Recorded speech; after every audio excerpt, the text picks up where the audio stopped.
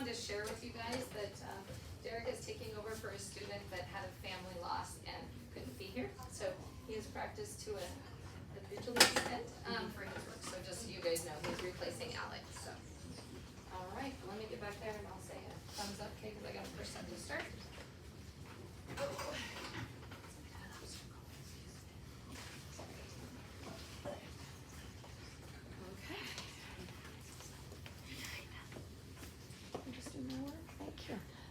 All right, you guys, here I go. Okay. Hi, we are the Ringtail Lemur Group. My name is Isaiah. This is Aldrina, Derek, Xavier, and Everett. Today we're going to be talking about the fascinating ringtail lemur, scientific name Lemur cata, an endangered species that calls Madagascar home. This remarkable animal measures about 18 inches in body length, with tails reaching around 24 inches, giving them a total length of 3.5 feet. Adults weighing between 4 to 5 pounds and are easily recognized by their light gray bodies, which contrast by their white skins. One of their most distinctive features is their tails, which have 13 black and white alternating rings around them. They also possess unique black triangular markings around their eyes. Ringtail lemurs are equipped with small yet very sharp claws, allowing them to grasp branches efficiently as they navigate through tall trees. Their tails also provide them with exceptional balance, making them skilled climbers in their forest habitat. And let's not forget their captivating light brown eyes that add to their charm. The ringtail lemur lives primarily in south and southwestern regions of Madagascar and often in protected areas. This species lives in dry deciduous forests. The ringtail lemur faces threats of extinction, and it is vital that we work together to protect its natural habitat and ensure its survival in future generations. In their natural habitat, they go from tree to tree looking for edible fruit, sap, insects, and leaves. When they get down to the ground, they eat the fruit and more insects. Also, they even eat small invertebrates like lizards and chameleons. Sometimes, to get iron, they eat the dirt. In human care, they are fed a variety of foods like seeds and a combination of fruits and vegetables that they would usually feed in their natural habitat. The food pyramid illustrates the flow of energy through an ecosystem, starting with primary producers like plants at the base. Above them are primary consumers such as herbivores like the ringtail lemurs. Secondary consumers include carnivores like the fossa, which preys on lemurs. Birds of prey, such as Madagascar harehawk and the Madagascar buzzard, also serve as secondary consumers, hunting smaller animals. At the top of the pyramid is the Madagascar ground goer, which preys on a variety of creatures. This structure shows how interconnected these species are in maintaining ecological balance, highlighting the importance of conserving these predators for a healthy ecosystem. Lemurs mating generally occurs in the spring around April, leading to births 4.5 months later, between August and September. These animals can have up to 2 babies. Twins are more likely when they have good nutrients. These babies become increasingly independent after a month, but will still sleep with their mother and nurse up to 6 months. These babies will remain in the troop for life, fostering strong bonds. Females will help take care of the young. In the wild, they can live at least 18 years, but in human care they often surpass 30 due to absence of predators and constant care. This extended lifespan is a result of having reliable food and medical attention, allowing them to thrive in a controlled environment. Ringtail lemurs live together in troops. A troop of lemurs can be just a few or over 30. They are very territorial and they stick together. In most situations, they can get along with other species, but in most situations, they just want to defend themselves and their young, whether it's for food, territory, or dominance. The ringtail lemurs have many adaptations to help them survive. They have long grasping fingers so they can peel and eat their fruits. They have opposable thumbs on their hands on food or fighting for dominance. They can speak in 28 different calls, and they can communicate with distinct scent glands on their chests and wrists. When they travel to keep their troops together, they raise their tails high like flags. Their fur is not as thick as other lemurs, so before they go search for food, they lie belly up to warm up. Lemurs have also adapted to eat a variety of types of foods to be able to survive in a variety of areas. Many threats are hurting the ring-tailed lemur species, including a long list of things: climate change, poaching and or hunting, illegal pet trade, pollution, population fragmentation, deforestation, overconsumption, disease, and a lack of genetic diversity. From this long list of threats, primary problems for the ring-tailed lemurs are habitat loss, illegal pet trade, and poaching. Their habitat loss is most significant due to humans building and taking up more and more of their habitat, creating population fragmentation. This occurs when the overbuilding causes species to have no access and corridors to reach one habitat area from another. This keeps them isolated from other lemurs and unable to travel one habitat to another. This changes the genetic diversity, population size, and health of the species. Then there is illegal pet trade. The illegal pet trade is hurting the species. It is taking away the ring-tailed lemurs from their troops and selling them to people who wanting to keep them as pets. People commonly find them cute and fun, so they want them as pets. Because there are no social creatures and need others of their own kind, that is not good for the ring-tailed lemur. People also do not know how to care for their needs to keep them healthy. They have been more desirable as a pet because of them being endangered. Poachers kill the ring-tailed lemur for food, illegal pet trade, and some for cultural beliefs. The ring-tailed lemur is listed on the International Union for Conservation of Nature's Red List as endangered, and its population is decreasing. This is because of the extreme fragmentation of their habitat. According to the Oregon Zoo, they have lost 50% of their species over the last 30 years. In 2017, the San Diego Zoo Library Consortium listed the ring-tailed lemur at a minimum of 2,200 individuals. It was estimated that in 2006, there were a minimum of 750,000 individuals, a significant decrease in number. Endangered Species International says there are now more ring-tailed lemurs in human care than in the wild, and it reports the ring-tailed lemur to be the most endangered lemur in the world, with high risk of extinction. The people of Madagascar are called the Malagasy. The Malagasy people have a deep and complex relationship with the habitat of Madagascar. They live in rural areas, and the daily lives of the Malagasy revolve around agriculture, with rice being a staple crop. In addition to rice, they cultivate coffee, vanilla cloves, and various fruits and vegetables, often employing traditional farming techniques passed down through generations. The Malagasy people are both protecting and harming Madagascar's habitat. Cultural taboos, often referred to as a FADY, F-A-D-Y, play a crucial role in protecting ring-tailed lemurs from exploitation and harm. FADY dictates that certain creatures or natural areas hold spiritual significance, ensuring that they are respected and preserved.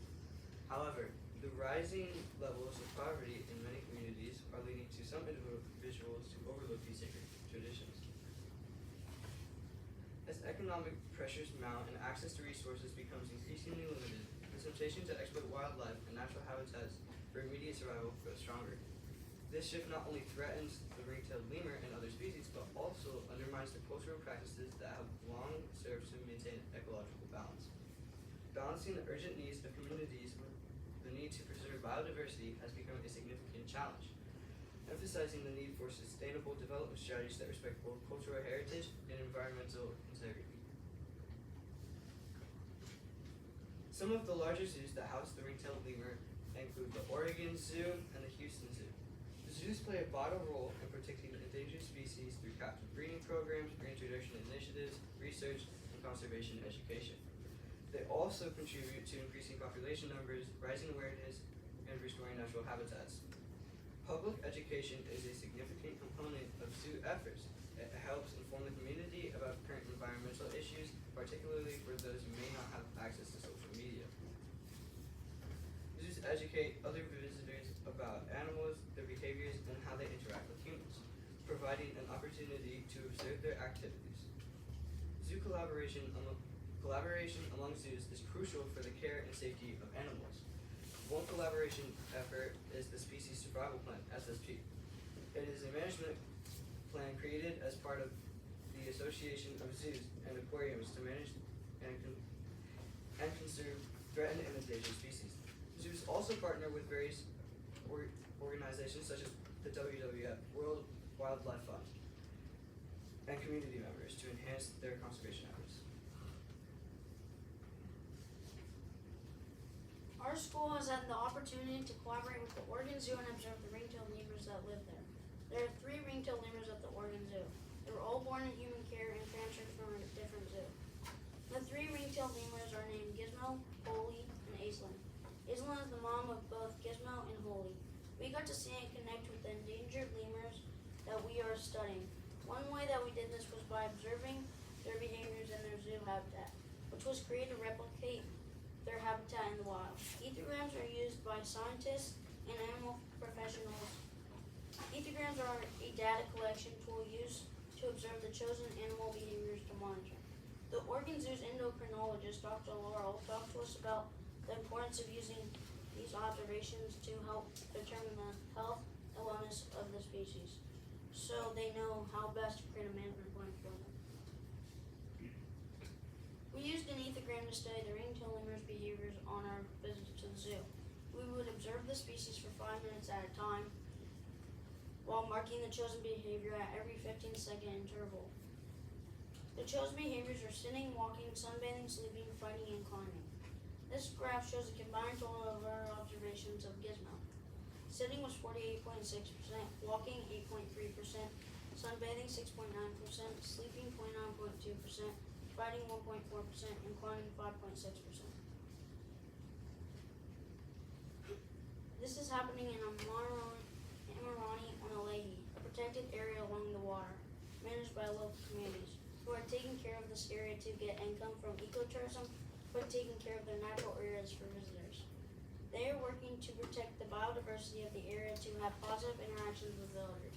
WWF reports that due to these monitoring measures in this area, there has been a 60% decrease in the deforestation rate in 2020 compared to 2019, and an increase in lemur density from 2019 to 2022. Training more people to monitor can be a tool to help the lemur population by tracking them and monitoring their habitats, even outside of this protected area. They have serious threats that can cause the ring-tailed lemur to go extinct, and so efforts to save them locally must continue. One thing that can be done for an NC2 management plan is to strengthen law enforcement around poaching and illegal pet trade, since this is one of their main threats. They could also continue to increase the fines for both of these illegal acts. Organizations can continue and increase engagement of local communities to recognize the need to save the ring-tailed lemur from extinction. This can be done through concentrated education efforts such as educating children in Madagascar. According to the World Wildlife Fund, WWF has created a patrolling program that tracks the number of lemurs and monitors them. Now with smartphone capabilities, they can train people to use the technology to track them and their habitats. They are called Polizin Ayla forest patrollers. An NC2 plan includes JGM students and others raising money to donate to organizations that are helping with the conservation. We could plan a fundraiser on World Lemur Day, which is on October 25th, and then donate the money. We can also provide education to raise awareness of the concerns of the ring-tailed lemur. This education can help change attitudes toward poaching and illegal wildlife trade.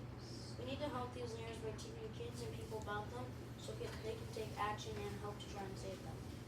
We can do this by holding public talks and using social media to get people's attention.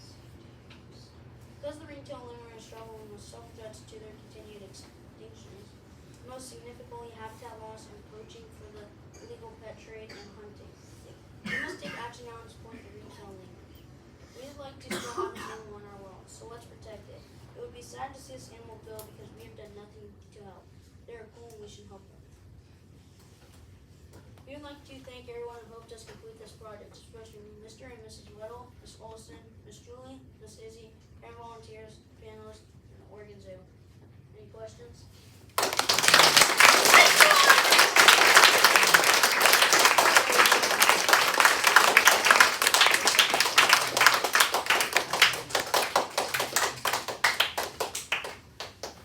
Congratulations, you all. That was a great presentation.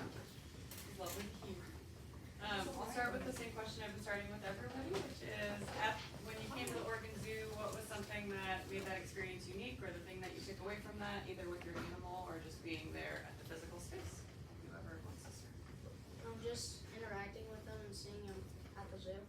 Yeah, kind of like what everyone else said, it's a lot easier to connect with the animal if you can actually see it in person. Just like that. Yeah. That's pretty cool. I think it was just really cool to be able to ask questions in person and getting an answer from a person who has studied these amazing animals, and just being able to take data like face to face and not through like a screen. So Just seeing the animal in person, going to the zoo. Yeah, all the pictures. I'd love to know, what was just the most interesting or surprising thing that you learned through the course of researching this presentation? That they have almost no predators on Madagascar. They have like one or two. that they instead of like fighting like normally like how animals would usually fight, they actually do it's called stink fights, which they have stink glands on their chests and their wrists, and they rub their tail on it, and then they wave it in other lemurs' faces.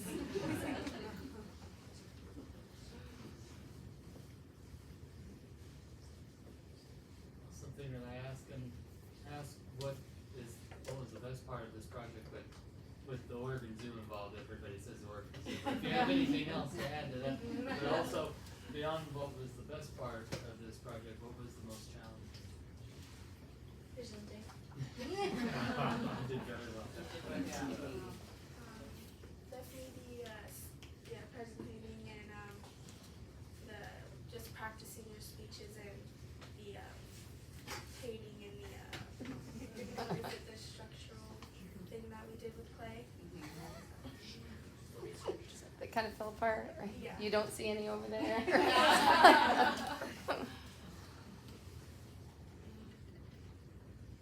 I thought you all did a great job of defining forest fragment and habitat fragmentation.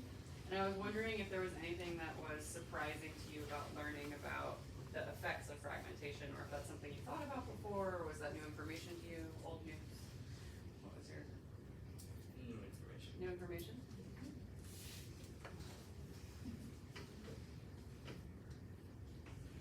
At the zoo, the ring-tailed lemurs share their enclosure with another species of lemur, the red-ruffed lemurs. I'm curious if you ever observed any interactions between the two species of lemur, or if not, why you think that might have been. They definitely interacted with each other, but it was more like playing tag. Like they run around, or they would try to get each other to move off the heat pad or something like that when we were doing data when it was cold.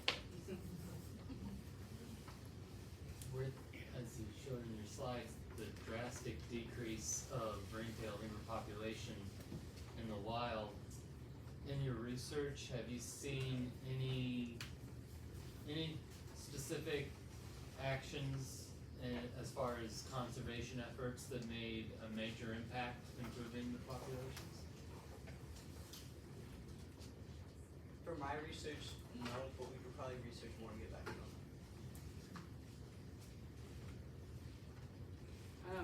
I did notice that there was a decrease in deforestation that you mentioned between 2019 and 2020. Did you see that continue to decrease year over year? Like, was there another data set from like 21 or 22, or did you only find those 2 years mentioned? From what I saw, only the 2 years Yeah. research.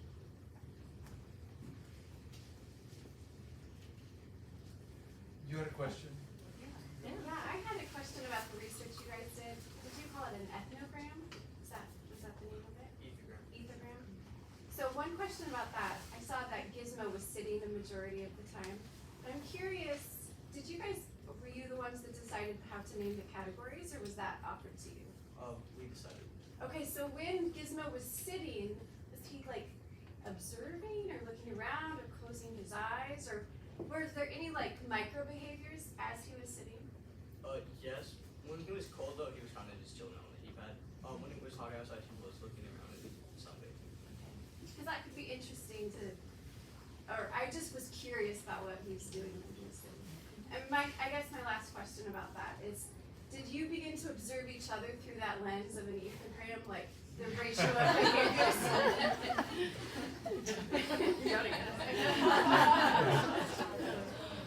No, okay, Yes. All right, Mr. Weddle, do you have something?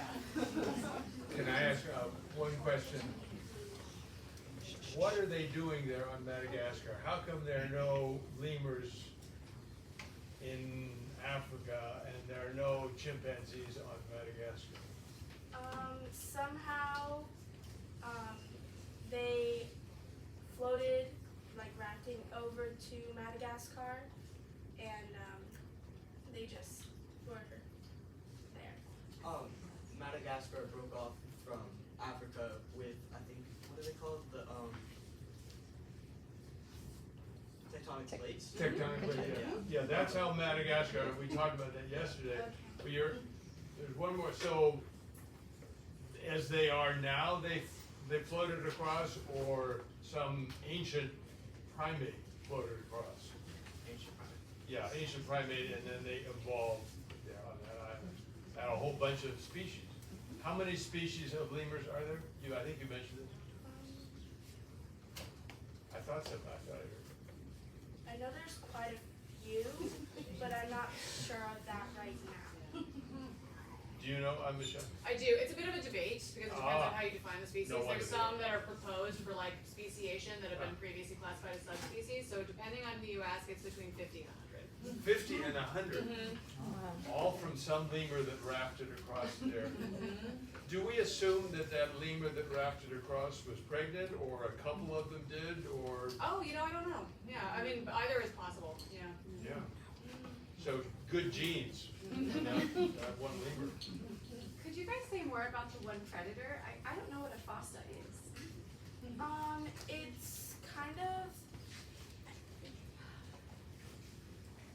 I'll have to do more research about that one, but I can definitely get back to you with that information.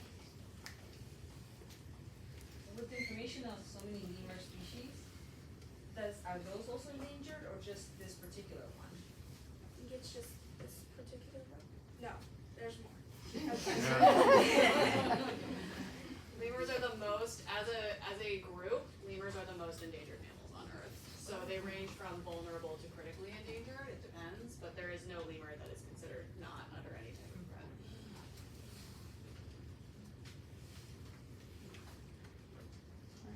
Okay, one more quick question. You mentioned they communicate with their scent glands, and then you said they fight that way, but do they communicate other ways as well?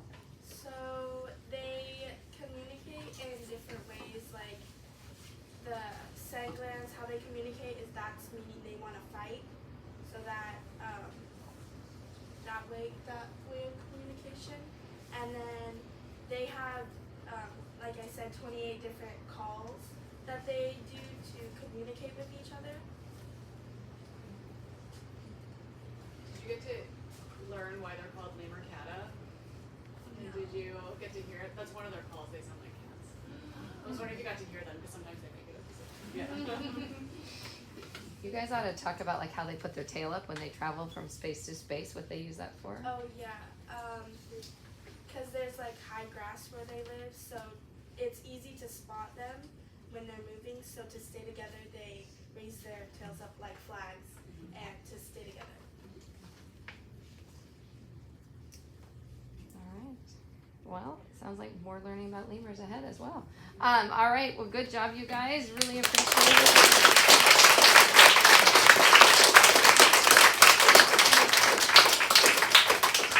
I would just like like us all to give a round of applause to our panelists. They're donating their